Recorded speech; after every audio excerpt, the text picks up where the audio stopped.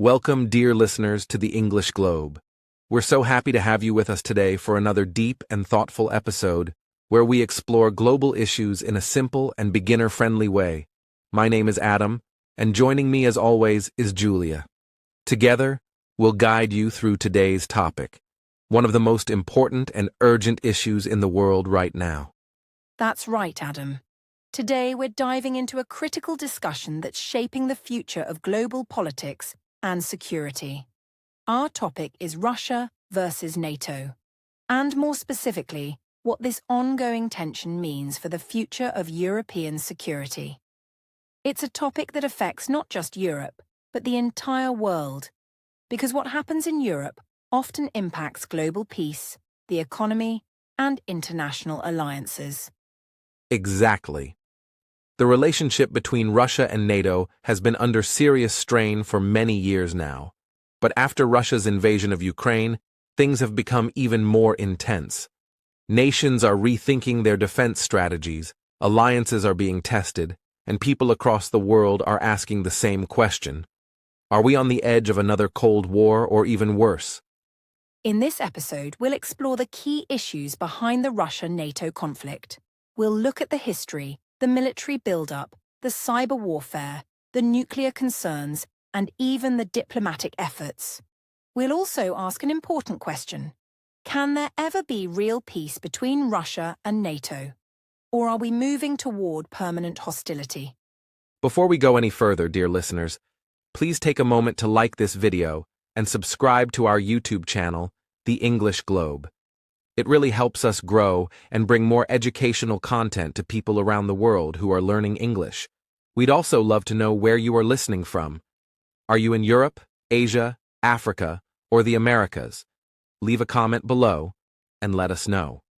And if you have any opinions about today's topic, whether you support NATO, worry about Russia's actions, or have a different view entirely, please share your thoughts in the comments section. This is a safe space for learning and discussion, and we welcome respectful ideas from all sides.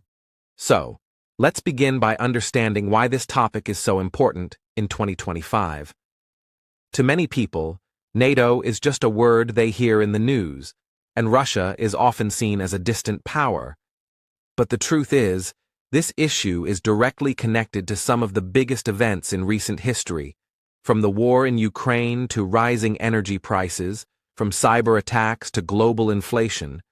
It's about power, influence, fear, and the possibility of conflict in a region that has already seen too much war. Also, this topic is important because it affects the future of peace. Europe is home to more than 700 million people, and while many countries in the region are democratic, wealthy, and peaceful, the balance is fragile. If the situation between Russia and NATO gets worse, it could bring military conflict, refugee crises, and economic shocks to the entire world. That's why understanding it is so crucial. For young people and students, it's also important to know how global powers interact. This is not just about tanks and bombs. It's about diplomacy, history, trust, and fear. It's about decisions made in government offices that could affect your job, your freedom, and your safety. It's also about media, propaganda, and how the truth can be twisted on both sides. Throughout this podcast, we will try our best to explain everything clearly, slowly, and in a way that is easy for English learners to understand. Whether you're a beginner or advanced student, we want you to learn not just new English words, but also real knowledge about the world we live in. Because understanding international relations is not just for experts, it's for everyone. We will begin with the history. What happened after the Cold War? Why did NATO continue expanding even when the Soviet Union collapsed? And why does Russia see NATO as a threat even today? These questions are key to understanding the tension we see now. In the next section, we'll look at how it all started and why the past still controls the present. But for now, let us remind you once more. If you enjoy this kind of deep and educational content, don't forget to like the video and subscribe. Tell your friends about the English Globe if they also want to learn English through important global topics. And again, let us know in the comments where you are listening from and what your opinion is on today's subject. Thank you for being with us. Stay with us as we move into Section 2, where we'll dive into the history of NATO's relationship with Russia. It's a journey that began in the 1990s, but it's far from over. See you in the next part. Now that we've introduced the importance of this topic, let's go back in time to understand how the relationship between Russia and NATO developed after the Cold War. To truly understand today's conflict, we must start in the early 1990s, when the Soviet Union collapsed, the Warsaw Pact dissolved, and a new era began, one full of promise but also uncertainty. Back then, many people thought Europe would become permanently peaceful, but that did not happen. Yes, Julia. The Cold War had ended, and the Soviet Union, which was the main rival of the West for nearly half a century, no longer existed. The United States stood as the only global superpower, and many believed this was the beginning of a more cooperative world. NATO, which had originally been created to protect Western Europe from Soviet aggression, now had to redefine its purpose in this new world. And that's where the problems began. With the Soviet Union gone, NATO faced an identity crisis. Was it still needed? Should it expand? And if yes, how far should it go? These questions were debated intensely in the 1990s. At the same time, countries in Eastern Europe that had once been under Soviet control, like Poland, Hungary, and the Czech Republic, were looking westward. They wanted to join NATO for protection and to become part of the Western world. To many in the West, this seemed like a natural step. These countries were becoming democracies, adopting market economies, and wanting to leave behind the legacy of Soviet domination. But to Russia, it was seen very differently. Russian leaders believed that NATO had promised not to expand eastward after German reunification. Even though this promise was never written in a treaty, many Russians still feel betrayed. In 1999, NATO officially accepted Poland, Hungary, and the Czech Republic as members. This was a turning point.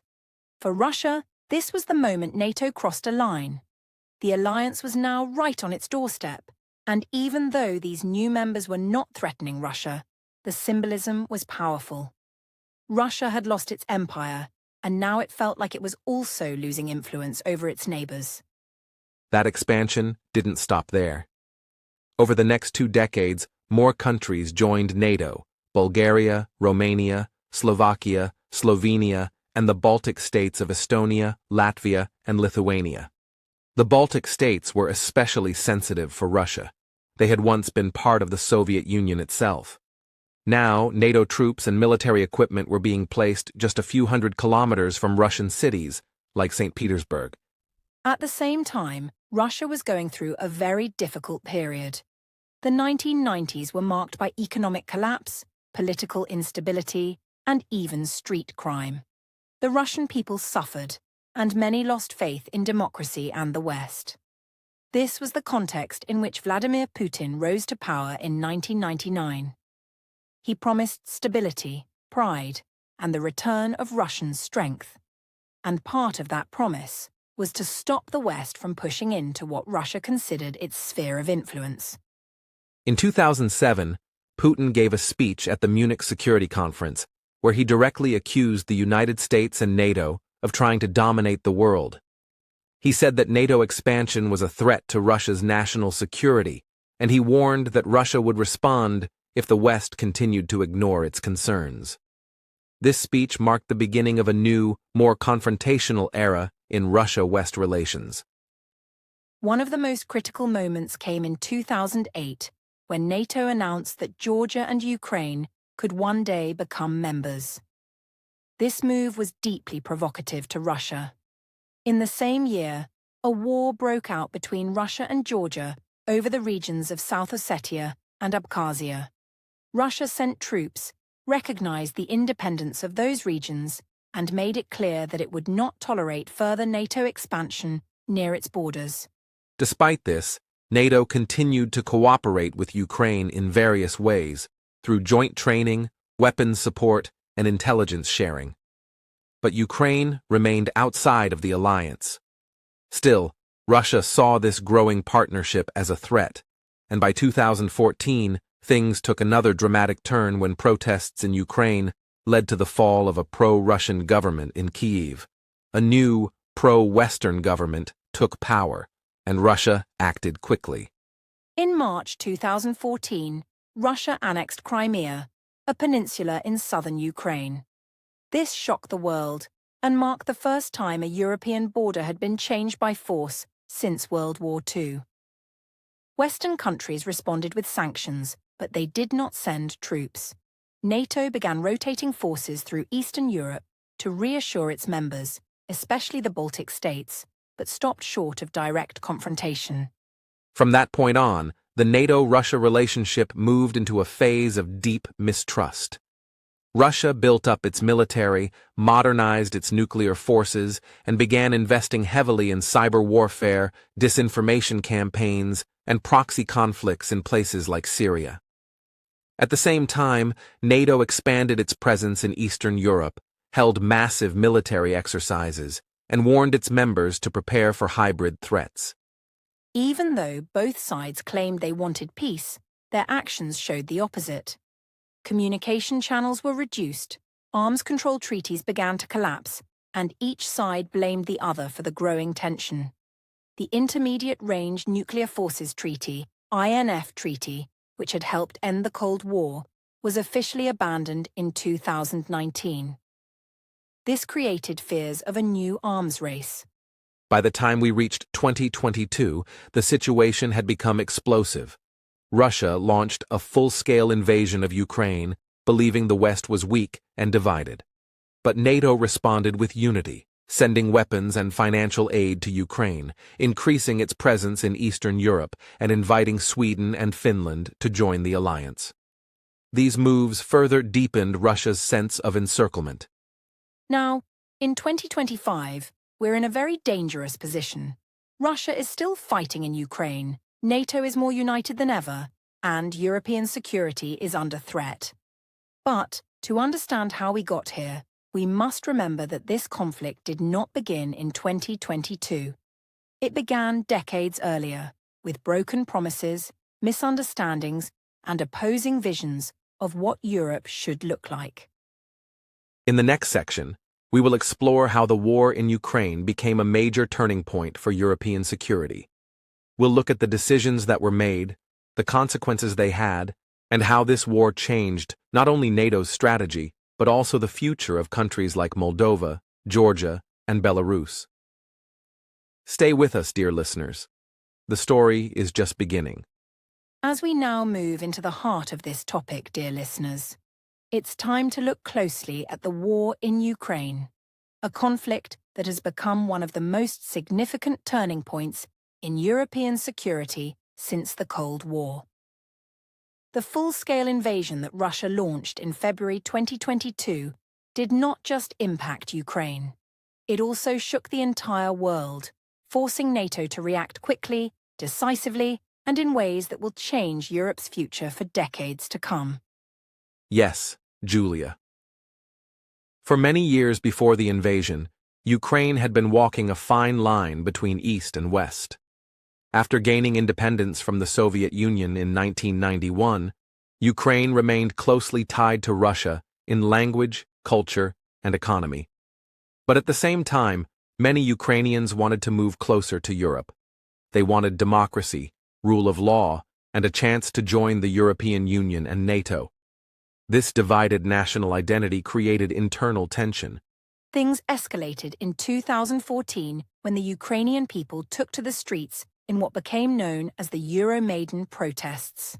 They demanded the resignation of their pro-Russian president and a new path toward the European Union. After the protests succeeded, Russia saw this as a direct threat to its influence. That's when it annexed Crimea and began supporting separatists in eastern Ukraine. The war started quietly, but the roots were already deep. For 8 years, Ukraine fought a low-level war in the eastern regions of Donetsk and Luhansk. Thousands died.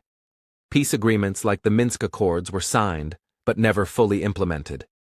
Meanwhile, Ukraine moved closer to the West. It trained its military with NATO, received weapons and aid, and pushed for EU membership. Russia warned again and again that this was unacceptable, but many in the West didn't believe a full invasion would actually happen. Then, in February 2022, the world was stunned. Russian tanks rolled across the Ukrainian border from multiple directions.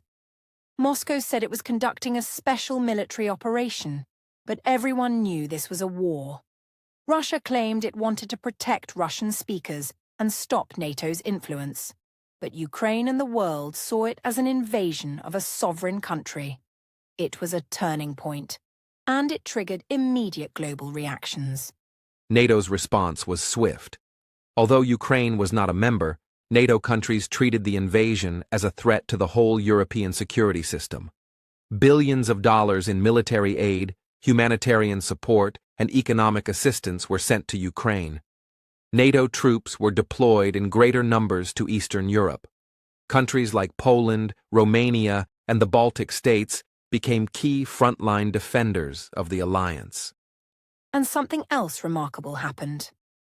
The war united NATO in a way not seen for many years. Before 2022, there were disagreements within the alliance.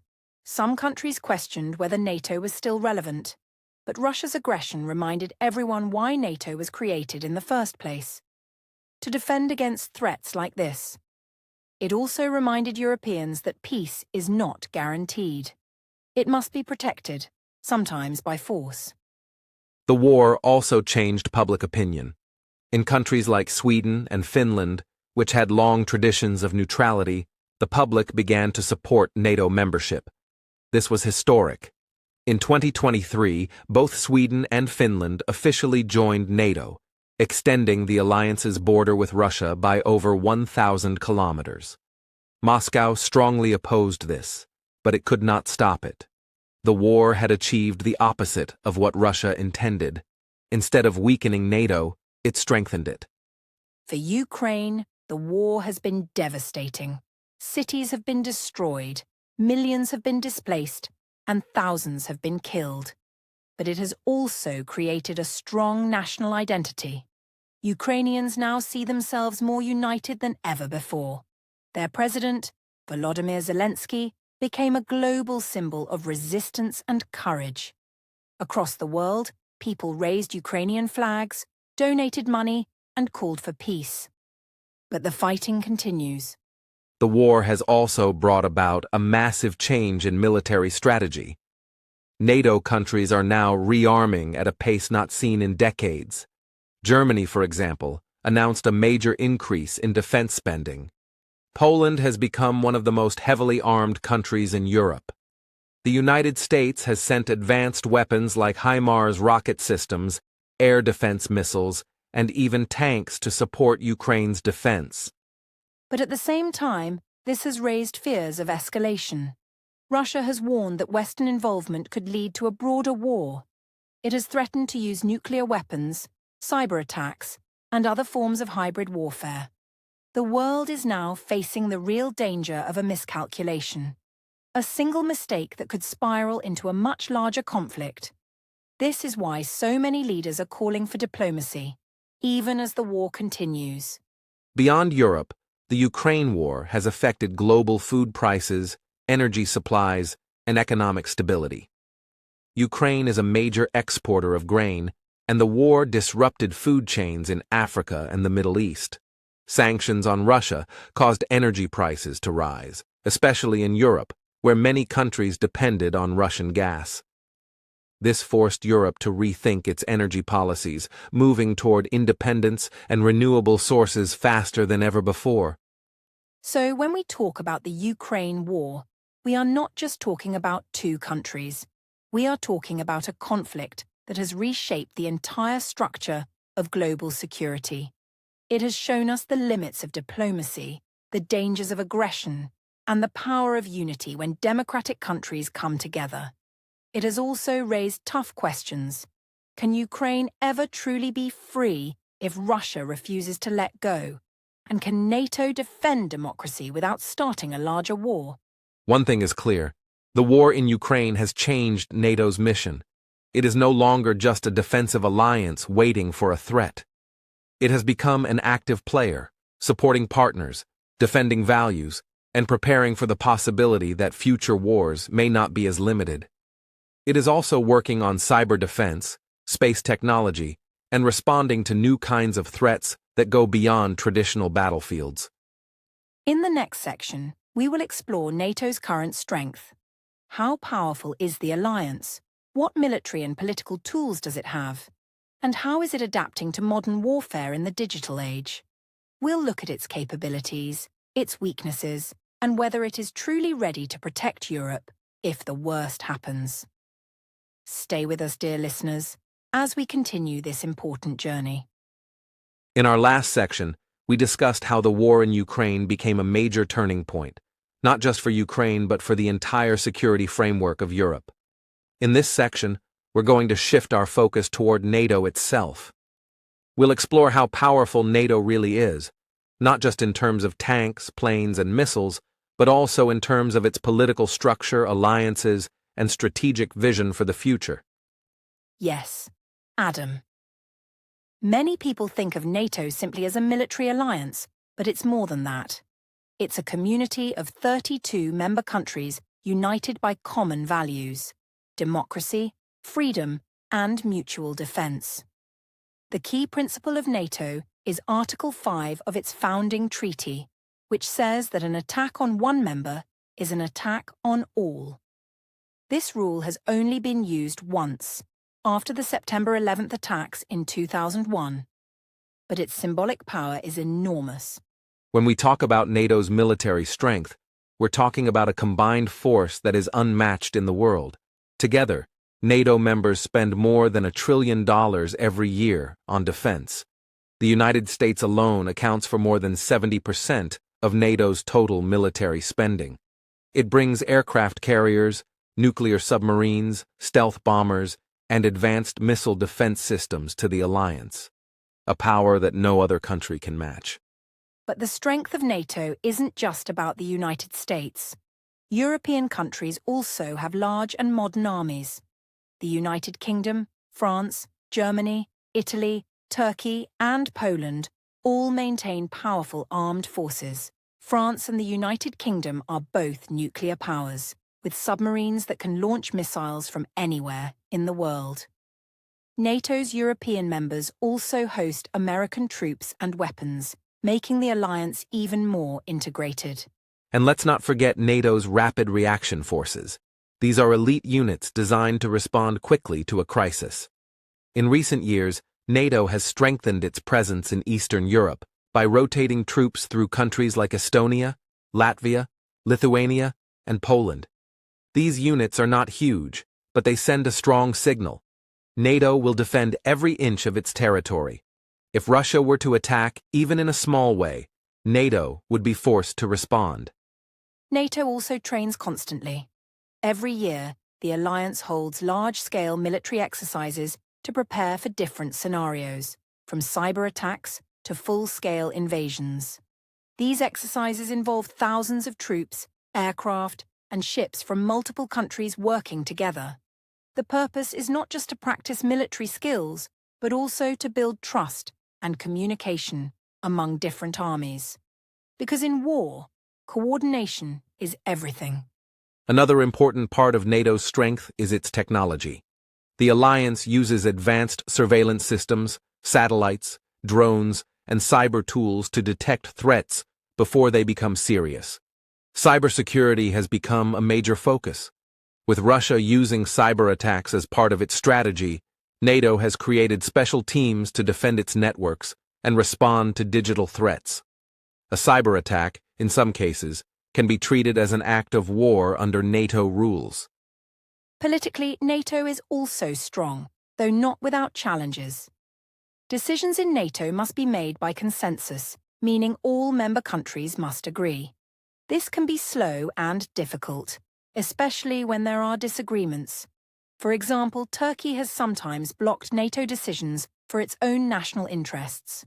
But overall, the alliance has shown a surprising ability to stay united, especially since Russia's full-scale invasion of Ukraine. That's true, Julia. Before 2022, many people thought NATO was losing its purpose. Former U.S. President Donald Trump even called NATO obsolete and questioned whether the U.S. should continue to support it. But after the Ukraine invasion, the alliance found new energy. Countries increased their defense budgets, sent more troops to the east, and even welcomed new members like Finland and Sweden, a clear sign that NATO is alive and growing. Let's also talk about NATO's nuclear capabilities. The United States, the United Kingdom, and France all have nuclear weapons that are part of the NATO defense system. In addition, the US stores nuclear bombs in countries like Germany, Italy, and Belgium, which could be used in a major conflict. This nuclear shield is a key part of deterrence. It tells any enemy that a nuclear attack on NATO will result in total destruction in return. But even with all this power, NATO faces serious challenges. One is political unity. While most members agree on basic principles, there are debates about how to handle Russia, how much to spend on defense, and how to deal with internal issues like migration and the economy. Some countries want stronger military action, while others prefer diplomacy. Keeping 32 countries united is not easy, especially in times of crisis. Another challenge is readiness. Even though NATO has huge resources, not all countries are fully prepared for war. Some have old equipment, low troop numbers, or logistical problems. That's why NATO leaders have recently pushed for more spending, faster deployment times, and better coordination. Modern war moves quickly, and NATO must move just as fast if it wants to be effective in a real conflict. There's also the issue of public opinion. In democratic countries, military action must be supported by the people. If a NATO member is attacked, will citizens be willing to go to war? Will they accept casualties or economic sacrifices to defend a country they may not know much about? These are difficult questions, and they show that strength is not just about weapons. It's also about political will. Despite these concerns, NATO's overall strength remains unmatched.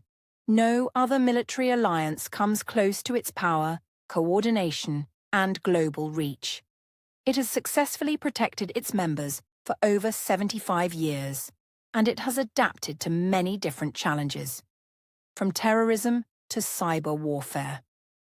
The key question is whether it can continue to adapt as the world becomes more dangerous and unpredictable. One area where NATO is expanding is partnerships. The alliance works closely with countries that are not official members, like Ukraine, Georgia, Japan, Australia, and even Colombia. These partnerships allow for information sharing, joint exercises, and political coordination. NATO wants to be prepared not just for European conflicts, but for global ones. After all, today's threats are not limited by geography. In the next section, we'll look at the other side of the coin, Russia. What strategies is Russia using to counter NATO?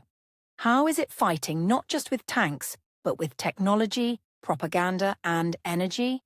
And what are its long-term goals? We'll examine how Russia is trying to reshape the global order and what that means for the future of Europe. Stay with us, dear listeners. We still have a lot to explore in this journey through power, politics, and the uncertain road ahead.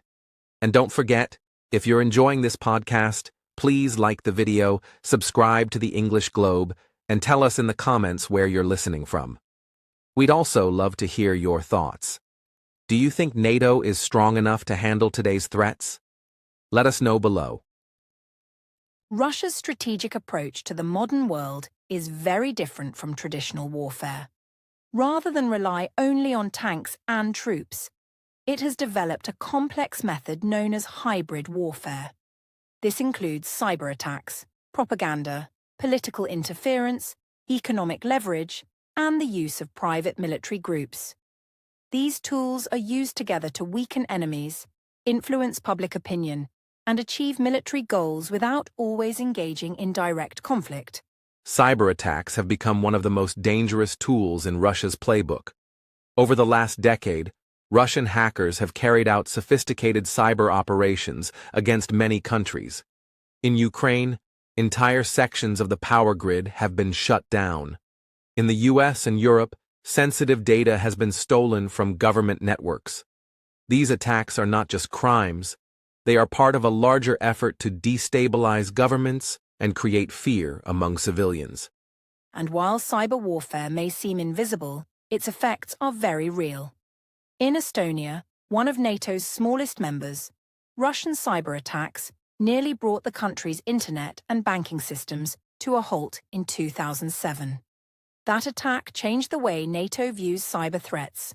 Since then, the alliance has treated cyber defense as a key part of collective security, but the risk remains.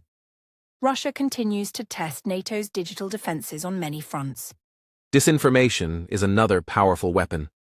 Russia uses state-controlled media outlets, fake social media profiles, and online bots to spread false stories. These might be about NATO's intentions, the war in Ukraine, or even internal political debates in Western countries. The aim is to confuse citizens, create division, and make people question what's true. This method is cheap, hard to detect, and highly effective in polarizing societies. For example, during elections in the US, France, and Germany, Russian disinformation campaigns tried to influence voter behavior by spreading conspiracy theories or promoting extremist views. In Ukraine, Russian media has tried to convince people that their government is corrupt and controlled by foreigners. These campaigns don't always succeed, but they add noise and chaos to already complex political systems. And that's exactly what Russia wants. In addition to cyber and information warfare, Russia also uses its natural resources, especially energy, as a strategic tool. For many years, European countries depended heavily on Russian gas and oil. This gave Russia enormous influence. It could threaten to cut off energy supplies during political disputes. In some cases, it actually did. This strategy created fear and dependency, which gave Moscow political leverage in European capitals. But since the war in Ukraine began, many European countries have reduced their reliance on Russian energy. Germany, once one of the largest buyers of Russian gas, has now turned to alternative sources, including liquefied natural gas from the US and renewable energy. This change is weakening one of Russia's biggest tools, but the shift hasn't been easy. Energy prices have gone up, and some countries are still vulnerable. Russia also invests heavily in private military companies like the Wagner Group. These are not official Russian army units, but they are armed, trained, and often directed by the Kremlin. Wagner fighters have been active in Ukraine, Syria, Libya, and many African countries. They help Russia achieve military goals without directly involving official Russian forces, which gives the government some level of deniability if things go wrong. Wagner forces have been accused of war crimes, including torture and civilian killings. But Russia denies responsibility.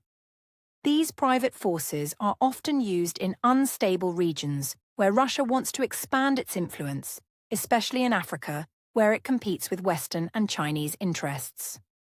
By providing security to local leaders, Wagner and other groups secure mining rights and political loyalty for Moscow.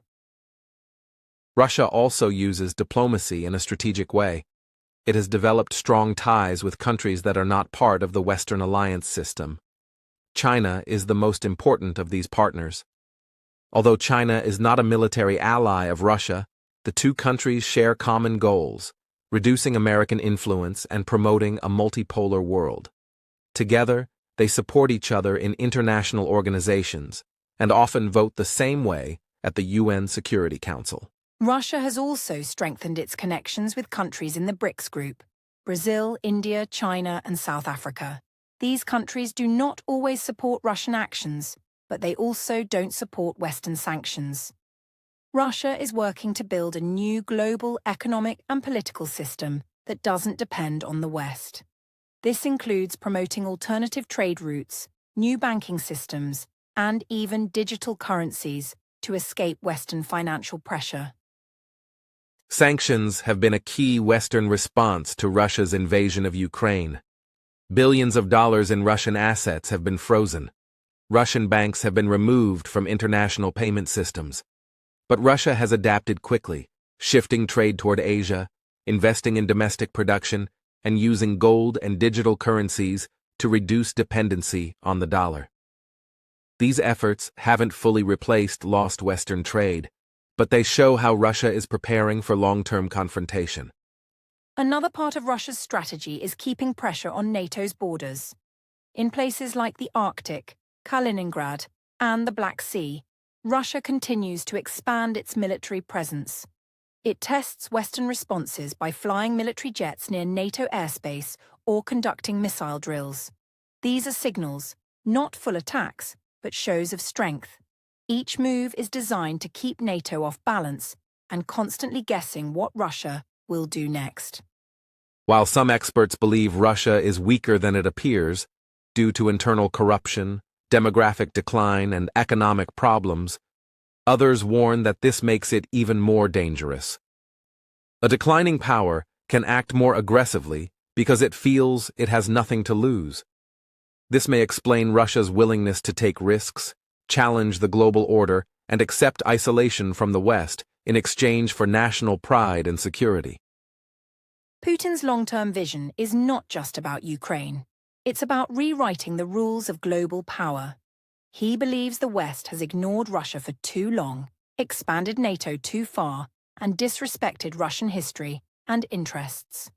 His goal is to restore Russia as a major power, not just regionally, but globally. This is not a short-term conflict. It's a deep and ideological struggle over the future shape of the world. In the next section, we'll turn our attention to Europe, especially the European Union. How are EU countries reacting to this growing conflict? Are they united or divided? What do people in Germany, France, Poland, and the Baltic states think about NATO and Russia? And how is public opinion shaping the policies of European governments? These are crucial questions because the strength of NATO depends not only on armies and weapons, but also on unity and shared vision. As we'll see, Europe is waking up to a new era of danger. But it's also struggling to agree on what the future should look like. The European Union is not a military alliance like NATO, but it plays a very important role in the overall security and stability of Europe. When Russia invaded Ukraine, the EU had to respond not only as an economic and political body, but also as a partner in the defense of European values. However, not all EU nations view Russia or NATO in the same way. In this section, we'll explore how different European countries are reacting to the crisis and what their people think. Let's start with Germany, the largest economy in Europe and a key player in both the EU and NATO. For many years, Germany followed a policy of economic engagement with Russia. It believed that by trading with Russia and creating economic interdependence, it could prevent future conflict. The Nord Stream gas pipelines, which connected Russia directly to Germany, were a symbol of that policy. But the full-scale invasion of Ukraine forced Germany to make a dramatic change.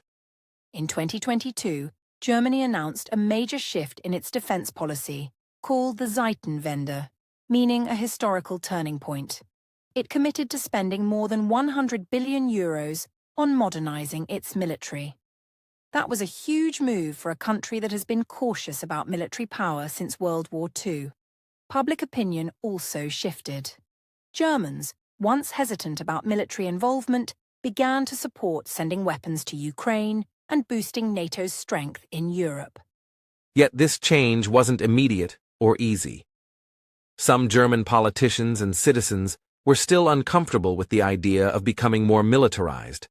There were debates over energy dependence, fear of escalation with Russia, and concern about losing cheap gas. Still, the overall direction was clear. Germany was waking up to a new reality, one where peace could no longer be taken for granted, and where hard power was necessary to protect democracy. Now let's look at France, another major European power and a nuclear-armed NATO member. France has always valued its independence in foreign policy, often acting more autonomously than other NATO allies.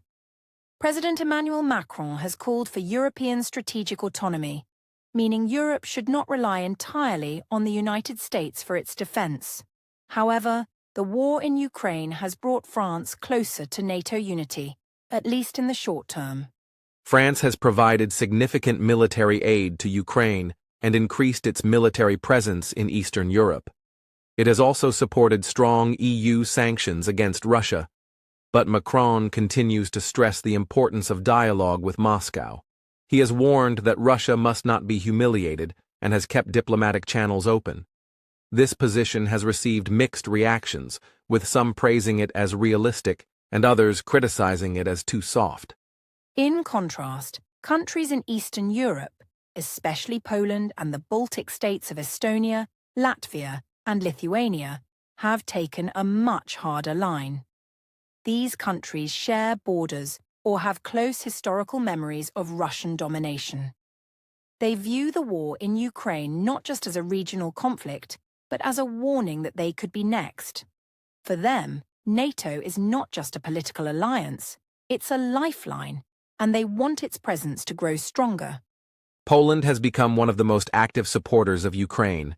It has sent tanks, missiles, and humanitarian aid, and welcomed millions of Ukrainian refugees. At the same time, Poland is massively increasing its own defense spending. It's buying modern weapons from the US and South Korea, building new army units, and preparing for the worst.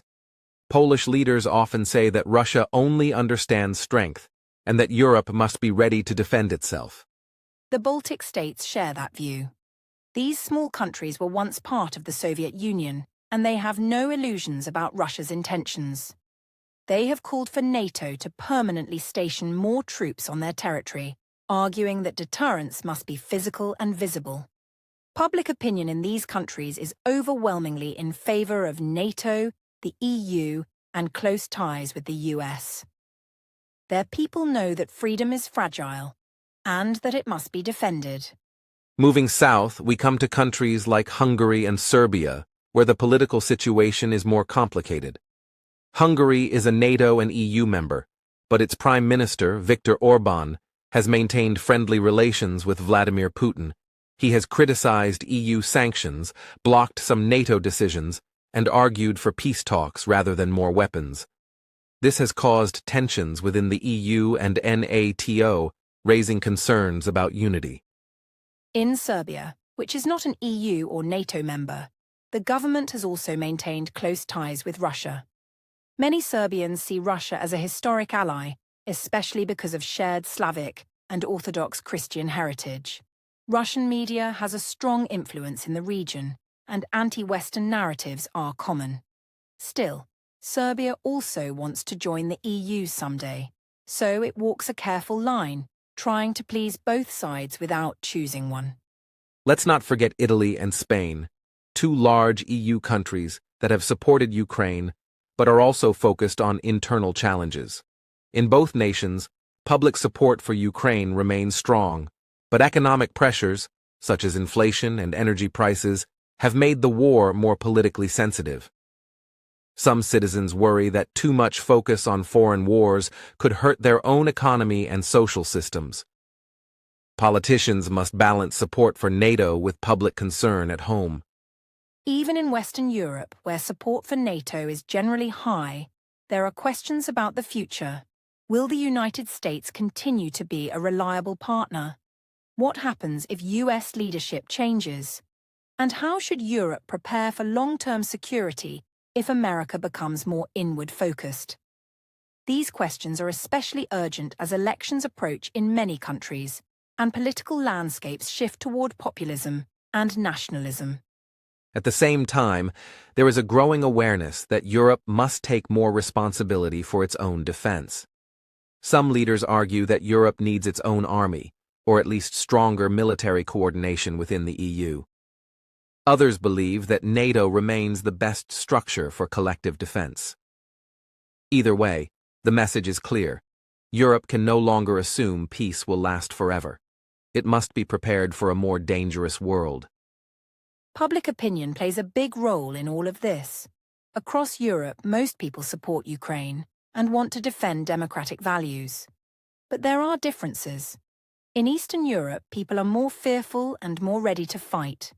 In Western Europe, people are more cautious and prefer diplomacy. In Southern Europe, economic worries shape attitudes. These differences affect elections, shape foreign policy, and influence how united Europe can truly be. The war in Ukraine has made people across Europe think deeply about identity, values, and responsibility. What does it mean to be part of NATO? What are we willing to sacrifice for freedom? How do we deal with an aggressive neighbor without starting a larger war? These are not just questions for leaders. They are questions for every citizen, every voter, and every member of society. In the next section, we'll examine a group of countries that once stayed neutral, like Finland, Sweden, Austria, and Switzerland. What made some of them change course? Why did Finland and Sweden decide to join NATO after decades of neutrality? And what does this shift mean for Russia and the future balance of power in Northern Europe? As the war changes the map of European alliances, the decisions of neutral countries could be just as important as those of big powers. Stay with us as we continue exploring how Russia versus NATO is reshaping the world. One country, one policy, and one decision at a time. For many decades, neutrality was a defining part of identity for several European nations. Countries like Sweden, Finland, Austria, Switzerland, and Ireland chose to remain outside military alliances, including NATO, as a way to stay out of major global conflicts. This neutrality helped them maintain peaceful relations with both the East and the West during the Cold War. But Russia's invasion of Ukraine in 2022 forced these countries to rethink what neutrality means in a more dangerous world. Let's begin with Finland, a country that shares over 1,300 kilometers of border with Russia. For years, Finland pursued a strategy of military preparedness combined with political neutrality. It maintained strong defense forces and invested in national security, but avoided joining NATO, hoping that keeping a respectful relationship with Moscow would ensure peace. This strategy worked for decades, even during times of tension between Russia and the West. However, after witnessing Russia's aggression in Ukraine, especially the brutal attacks on civilians and the violation of international borders, Finland's perspective shifted almost overnight. The majority of the Finnish public began to see NATO not as a risk, but as a necessary shield. The idea that neutrality could protect them no longer felt realistic. In 2022, Finland formally applied to join NATO, and by 2023 it became a full member. Finland's decision was historic. For over 75 years, it had stayed outside of any military alliance. Now, it was fully committing to collective defense. NATO welcomed Finland's membership as a major gain, not only politically, but strategically. Finland's military is highly trained, well-equipped, and familiar with defending difficult terrain. Its membership extended NATO's direct border with Russia, giving the alliance more options in the north. Sweden followed a similar path. Like Finland, Sweden had long maintained a strong military but remained neutral for over 2 centuries. Swedish society placed great value on independence and non-alignment. Yet the Ukraine war changed public opinion dramatically. The sense that Europe was under threat and that Russia was willing to ignore international law convinced the majority of Swedes that staying outside NATO could be more dangerous than joining.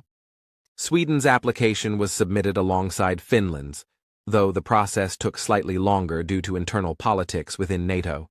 But by 2024, Sweden officially became a NATO member, ending over 200 years of military neutrality. This decision symbolized a major shift in European defense thinking. Neutrality, once considered a strength, was now viewed by many as a vulnerability in a world where brute force had returned. Together, Finland and Sweden transformed the security structure of Northern Europe.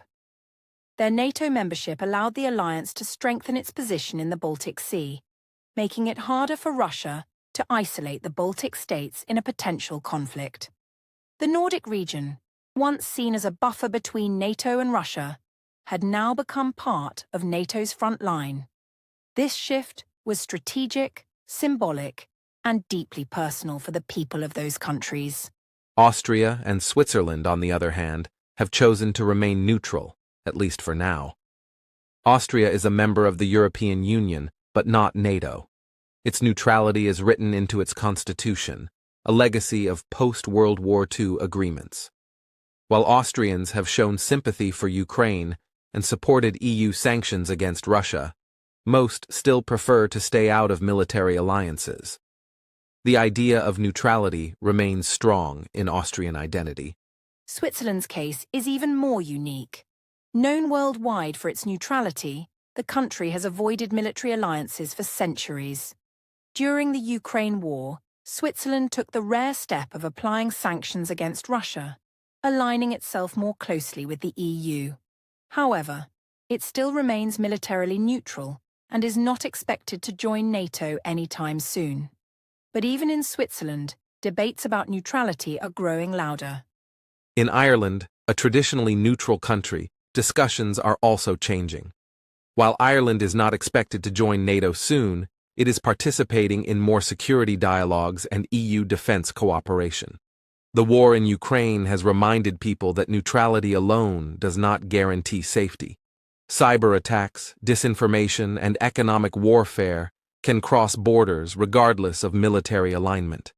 As a result, even neutral nations are being drawn closer to NATO's orbit. Neutrality in the 21st century is no longer just about avoiding war. It's about how a country engages with the rest of the world, protects its values, and ensures its people's safety. For many of these nations, the choice to stay neutral or to join an alliance is no longer theoretical. The war in Ukraine made that choice urgent and real. It forced them to consider what kind of future they wanted to live in. One based on defense and cooperation, or one based on isolation. And Russia's response to Finland and Sweden's NATO membership was immediate and angry. Russian officials warned that the expansion of NATO would force them to restore balance along their borders, possibly by deploying more missiles or troops to the north. But in reality, Russia's capacity to respond has been limited due to the ongoing war in Ukraine and the economic impact of Western sanctions. In the past, Russia used the fear of escalation to discourage countries from joining NATO. But now many leaders feel that Russia has lost credibility. Its threats did not stop Finland and Sweden. Instead, those threats confirmed that NATO membership was necessary for protection. What once kept countries out of NATO has now pushed them in. This is one of the most ironic and unintended consequences of Russia's aggressive policy. The future of neutrality in Europe is uncertain. While some countries remain committed to it, others are redefining what it means. Can a country be neutral in military terms, but still participate in sanctions, cyber defense, or intelligence sharing? Can it avoid war but still take a stand for values like democracy and sovereignty? These are the questions that many governments are now asking as the world becomes more interconnected and more dangerous. In the next section, we'll explore the role of the United States. How does America view NATO today? What are the domestic political pressures shaping US policy? And how would a change in US leadership, especially the return of an America-first foreign policy, affect NATO's unity and credibility? This topic is crucial because NATO's strength has always relied heavily on American leadership. But that leadership is no longer guaranteed. Elections, budget debates, and changing public attitudes in the US are reshaping the future of the alliance and the balance of power in Europe. The United States has been the cornerstone of NATO since its founding in 1949. Its military power, economic strength, and global influence have shaped the alliance's direction for more than 7 decades. When Russia invaded Ukraine, the US quickly reaffirmed its commitment to NATO, providing military aid to Ukraine and strengthening forces in Europe. However, American leadership in NATO is facing new challenges shaped by domestic politics and shifting global priorities. One of the most significant challenges is the changing political landscape in the U.S. Over the past few years, American foreign policy has seen swings between international engagement and isolationism. The America First approach, popularized during former President Donald Trump's administration, questioned long-standing alliances and commitments, including those to NATO. Trump criticized NATO as obsolete and pushed allies to increase their defense spending. This criticism forced NATO members to reconsider their budgets and capabilities. Many European countries increased defense spending in response. However, the skepticism about NATO raised concerns about the alliance's cohesion and reliability. Would the US stand by its commitments in a crisis? Could European countries trust America to defend them if needed? These questions created uncertainty at a time when Russian aggression demanded unity. Since Joe Biden became president, the U.S. has returned to a more traditional stance, strongly supporting NATO and reaffirming the commitment to defend all members. Biden's administration has sent billions of dollars in military aid to Ukraine and increased the American military presence in Europe. Yet, American public opinion remains divided. Many Americans question why the U.S. should be involved in European conflicts, especially after long wars in Iraq and Afghanistan. The upcoming US elections add another layer of uncertainty. If a candidate who favors isolationism wins, NATO could face reduced American support again. That possibility worries European leaders who rely on the US nuclear umbrella and military power. At the same time, some Americans argue that Europe must do more to defend itself, pushing for increased European defense spending and autonomy. The U.S. also faces internal debates about military spending, veterans' care, and social programs. Balancing these priorities with international commitments is a constant challenge for policymakers. Congress controls the budget, and support for foreign aid or military deployment can vary depending on political winds. This makes long-term strategic planning difficult for NATO as it depends heavily on American resources. Another aspect of America's role is technological leadership. The US leads the world in advanced weapons systems, cyber defense, and intelligence capabilities. Sharing this technology with NATO allies strengthens the alliance's overall security. Programs like the F-35 fighter jet and missile defense systems enhance NATO's ability to deter aggression. However, these programs are expensive and sometimes controversial, leading to disagreements among members. America's global commitments also complicate its focus on Europe. The U.S. is increasingly concerned with challenges in the Indo-Pacific region, particularly the rise of China. Balancing resources between Europe and Asia will be a defining issue for American policymakers. Some analysts worry that America's attention may shift away from NATO, leaving European allies to face Russia largely on their own. Despite these challenges, the US remains committed to NATO's core mission. The alliance is seen as a pillar of global stability and a key tool to prevent great power wars. American leaders recognize that a strong NATO deters not only Russia, but also other potential adversaries. For the foreseeable future, NATO depends on US leadership, even as the alliance adapts to a more complex and multipolar world. Public diplomacy is another crucial role for the U.S. American leaders often emphasize the values NATO defends: democracy, human rights, and the rule of law. This message resonates with many people in Europe and around the world who see NATO as more than just a military alliance. It represents a commitment to a rules-based international order, which many fear is under threat from authoritarian powers. In terms of military strategy, the US continues to invest in rapid deployment forces capable of responding quickly to crises. It maintains nuclear deterrence, and develops new technologies such as hypersonic missiles and space-based defenses. These capabilities reassure NATO members that America can and will defend the alliance against any threat, including Russia's expanding military doctrine. At the same time, NATO's future depends on the strength of transatlantic relations. Europe and the US must work together on economic policies, climate change, intelligence sharing, and cyber defense. The war in Ukraine has reinforced the importance of these partnerships, but cooperation requires trust and mutual understanding, which can be fragile when domestic politics are volatile on both sides of the Atlantic. In the next section, we'll explore the future challenges facing NATO and Europe. What risks loom on the horizon? How might Russia change its tactics? What role will emerging technologies play? And how will NATO adapt to an uncertain, evolving security environment? The answers to these questions will shape the future of European security for decades to come. Stay with us as we continue our deep dive into the complex and urgent topic of Russia versus NATO, the future of European security. As we look toward the future of European security, it's clear that NATO and its members face a complex set of challenges. The war in Ukraine has changed the security landscape dramatically, but it is only part of a broader pattern of risk and uncertainty.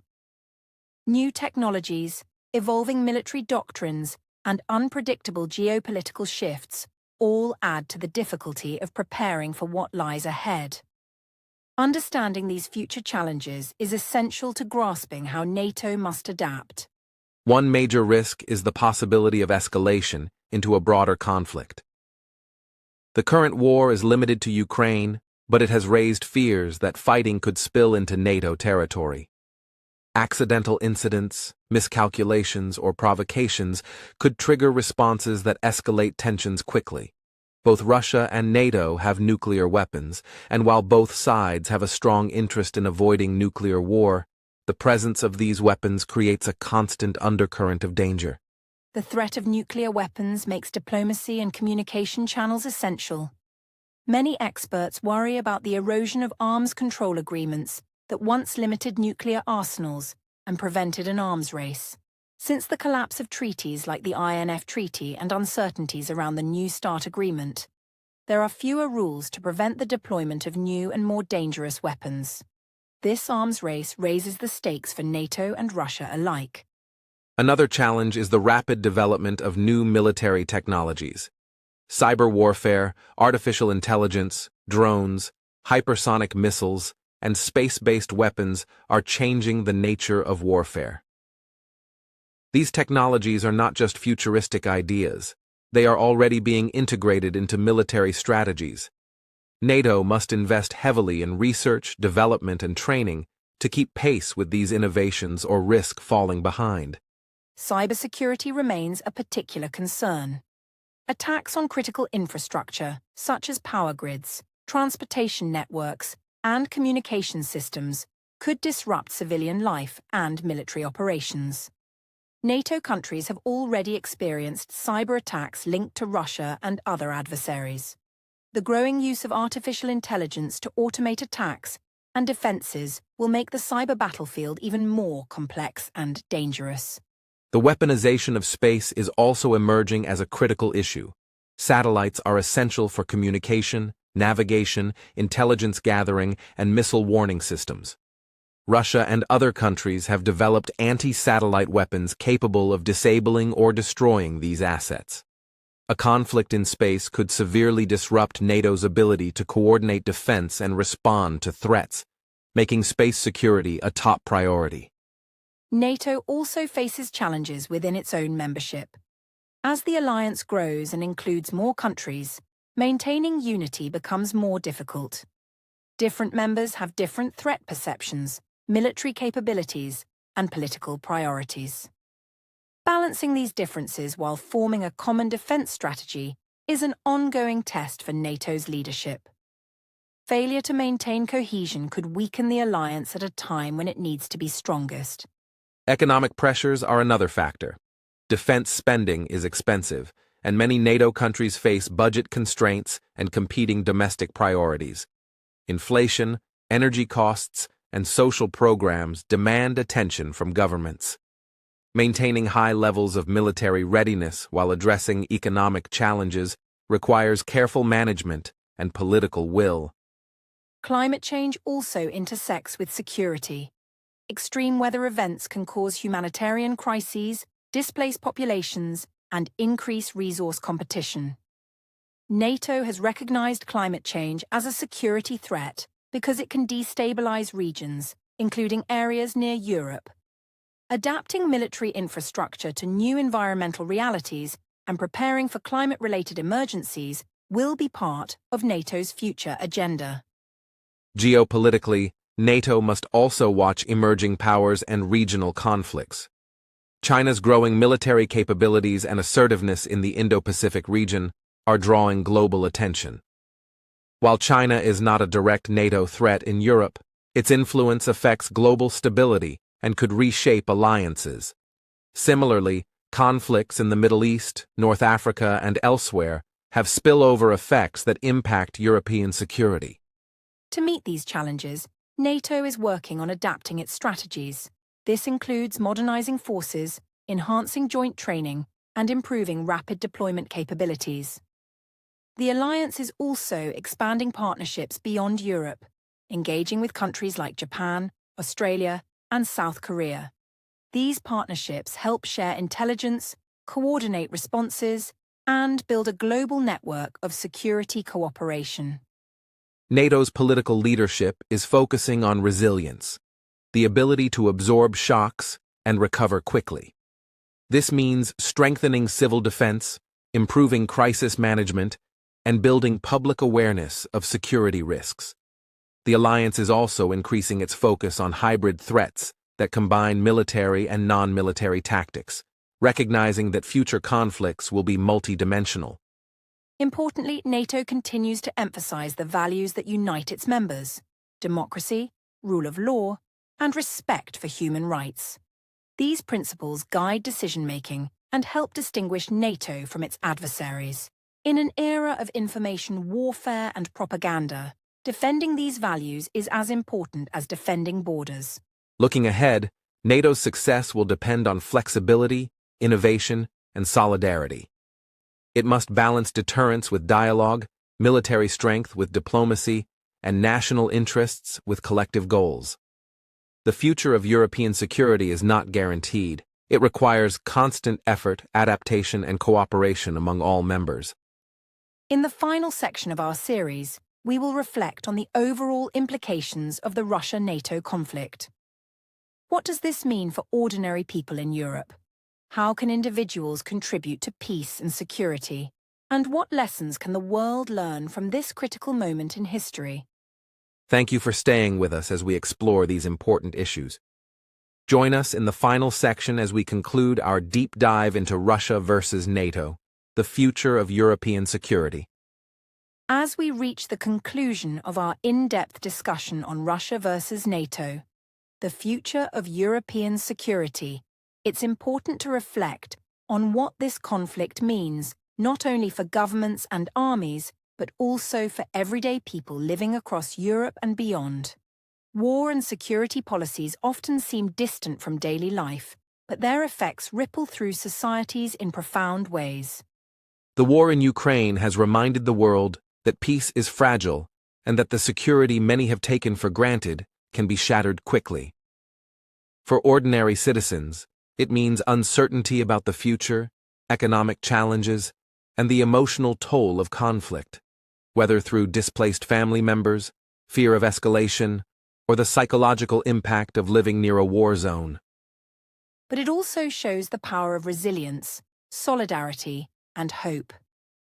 Communities across Europe have opened their doors to refugees.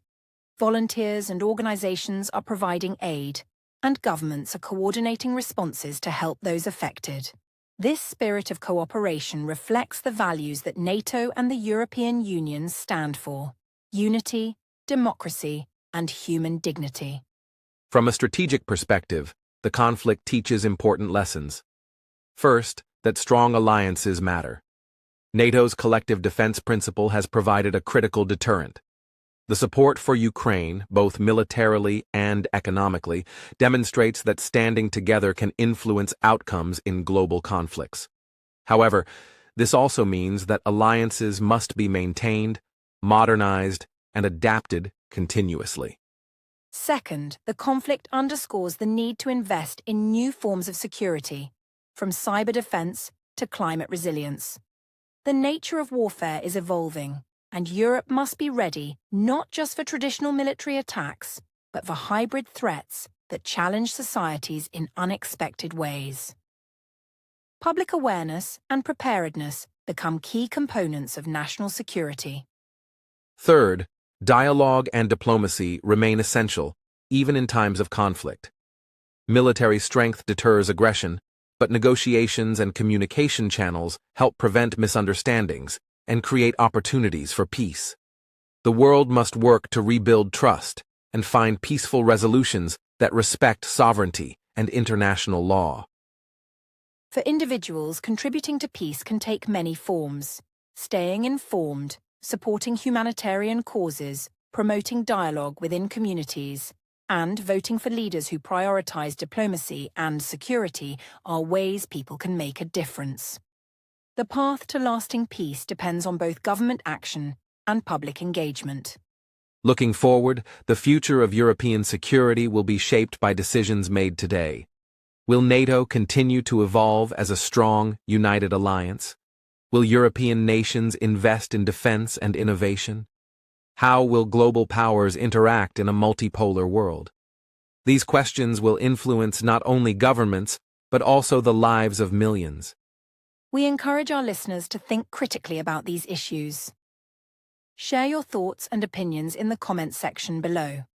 Where are you listening from? How do you see the future of Europe's security? What concerns or hopes do you have? Your voice matters in this important conversation. Before we close, we want to thank you for joining us on the English Globe for this deep and thoughtful exploration of one of the most important issues facing the world today. We hope this podcast has provided clarity, insight, and food for thought. Don't forget to like the video and subscribe to our channel to stay updated on our latest episodes.